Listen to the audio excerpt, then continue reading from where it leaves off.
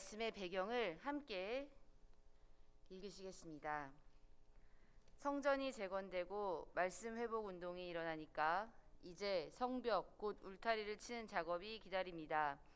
이를 위해 하나님은 느헤미야라는 사람을 준비시켜 탁월한 리더십으로 백성들과 단합하여 성벽을 재건 보수하게 되는데, 신앙의 경계선 울타리를 의미합니다.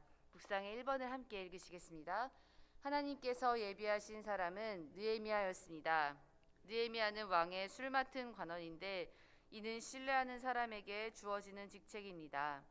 하나님은 선택하신 예루살렘 도성을 생각하는 간절한 열망을 품었기에 성벽 재건의 사명을 맡기십니다. 주님을 사랑하는 마음이 없었다면 이렇게 쓰임 받을 수 있었을까요? 오늘 느헤미야는 1장 1절에 보면 내가 하가랴의 아들 느헤미야의 말이라, 아닥사스다 왕 제20년 기슬르월에 내가 수산궁에 있는데, 느헤미야는 궁궐에서 지내던 왕의 관리였습니다.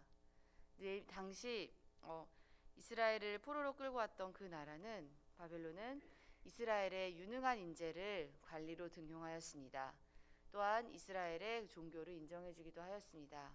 그래서 이스라엘 사람들은 어떻게 보면 오히려 그 안에서 잘 더 적응하고 살 수 있었다고 성경학자들은 말하고 있습니다. 오히려 탄압하고 핍박하고 그랬다면은 이 사람들이 더욱더 독립하려고 하는 마음이 컸을 텐데, 이거를 그 나라가 역이용했을지 모르나 종교도 인정해주고 몇몇 사람은 관리를 등용하는 등 그 나라에 흡수되도록 바벨론이 이러한 정책을 폈습니다. 그래야 느헤미야도 굉장히 유능했기에 궁궐에 있었을 거라 말합니다. 근데 이렇게 유능한 사람이 더 이상 부족할 것도 없고 왕의 궁전에서 일하는 이방인이지만 그 나라에서 거의 최고로 올라갈 수 있는 높은 자리에 있었던 사람임에도 불구하고 그의 형제, 즉 유다 사람 형제인 하나니가 유다에서 왔을 때 느헤미야는 유다의 형편을 물었습니다. 즉 자신의 지금 행복하고 편안한 처지에도 불구하고 항상 그의 마음은 유다에 있었던 것이지요.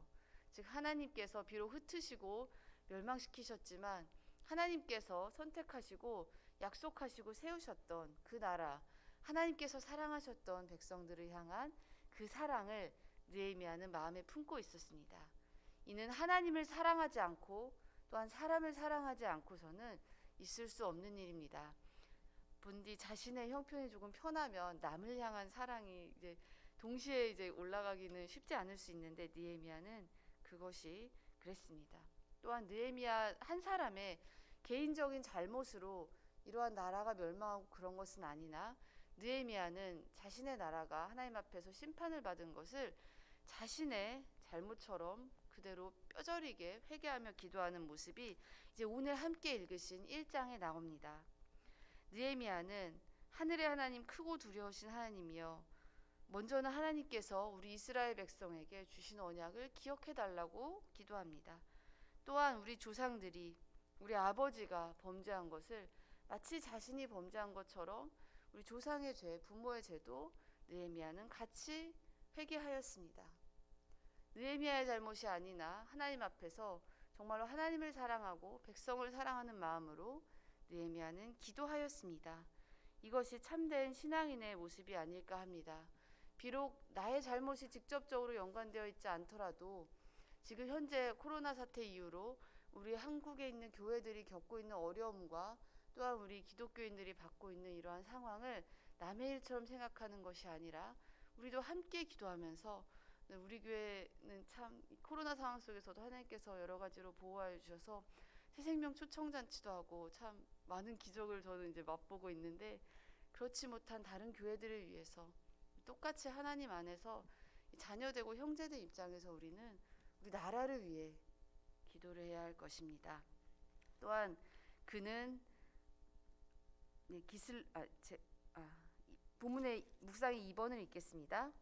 하나님께서 아닥사스다 왕의 마음을 움직여 느헤미야의 소원을 듣게 하고 자리를 비울 수 없는 신뢰하는 느헤미야를 장기간에 걸친 일임에도 불구하고 모든 도움과 보호를 보장하며 보냅니다.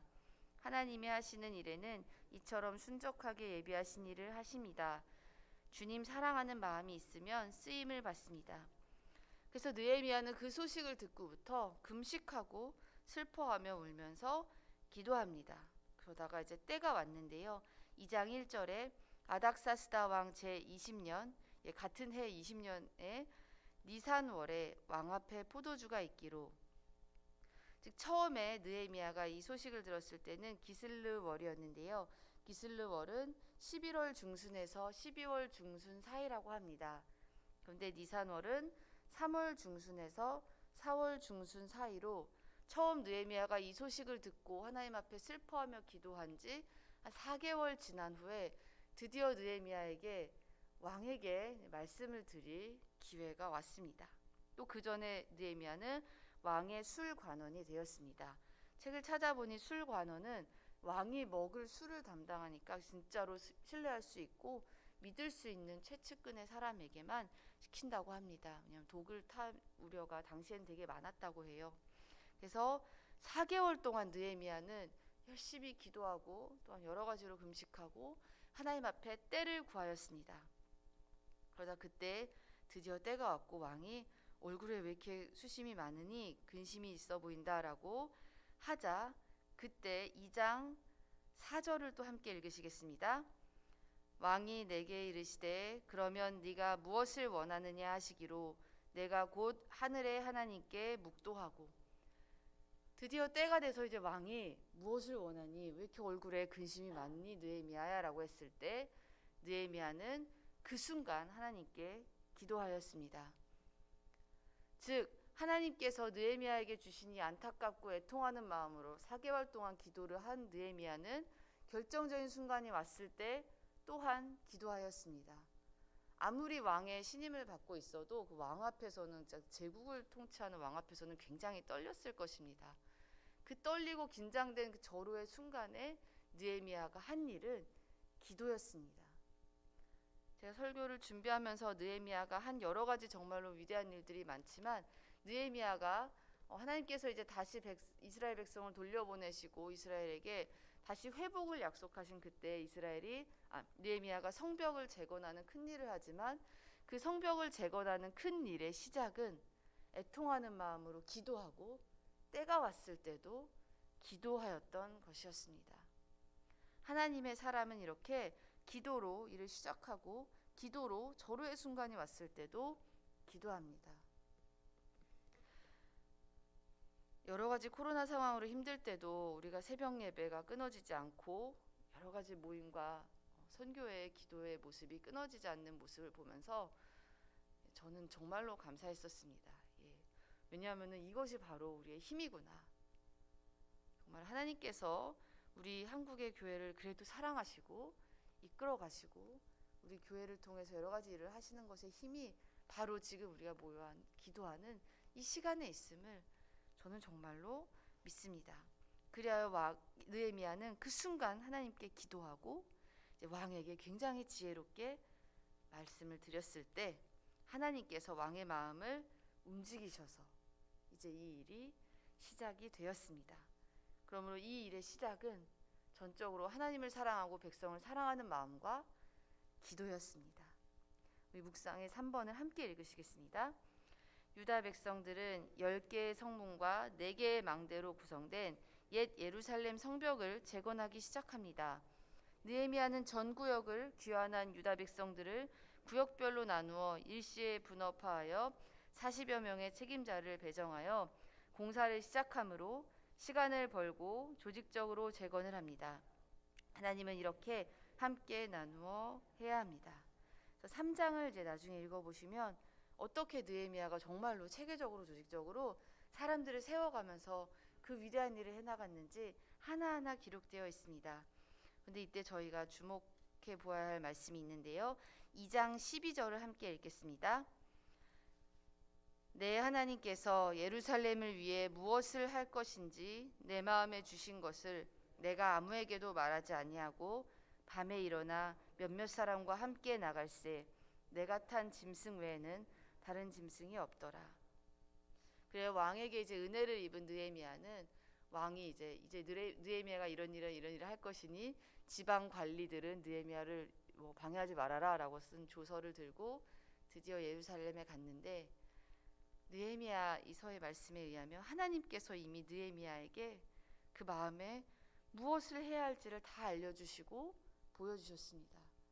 이것은 또한 느헤미야가 하나님 앞에서 기도하면서 하나님께서 순간순간 주신 여러 가지 지혜와 마음이었을 것입니다. 이 일을 준비하는 내내 느헤미야가 한 것은 정말로 철저하게 회개하고 죄를 자복하고 기도한 것이기 때문이죠. 근데 느헤미야는 이렇게 하나님께서 마음에 주신 것을 아무에게도 말하지 않고 때를 기다렸습니다. 굉장히 신중한 모습을 보이고 있습니다. 하나님의 일을 해야 하는 우리 모두가 본받아야 할 모습 중에 하나인데요. 먼저는 하나님을 향한 뜨거운 사랑과 절절한 그 이웃을 향한 사랑, 그리고 하나님 앞에 늘 기도하고 때를 얻었을 때도 그 순간에도 기도하는 그 낮은 기도의 모습, 그리고 이 모습입니다. 하나님께서 우리에게 주신 마음을 그냥 막 말하는 것이 아닌 아무에게도 말하지 않고 하나님께서 또한 때가 주실 때까지 기다릴 줄 아는 것도 우리의 덕목임을 믿습니다. 느헤미야의 입은 기도할 때 열리고 그다음에 결정적인 순간에도 기도하였고 그다음에 하나님께서 주신 것을 함부로 말하고 다니지 않았습니다. 하나님의 때에 따라 정말로 신중하게 움직였던 그러한 위대한 사람이었습니다. 왜냐하면 하나님을 두려워하였기 때문이지요. 그는 하늘의 하나님, 크고 두려우신 하나님이요 하나님을 두려워할 줄 아는 사람이었습니다. 우리의 마음과 자세는 하나님 앞에서 낮아져야 하는데 또한 우리의 입술은 하나님 앞에서 닫혀져야 될 때가 있는데 그것은 하나님을 두려워할 때 가능합니다. 그래야 저는 오늘 말씀을 읽으면서 말씀에 와닿는 한 구절은 한 구절이 아니라 두 구절이었는데요. 4절에 울고 수일 동안 슬퍼하며 금식하고 기도하여.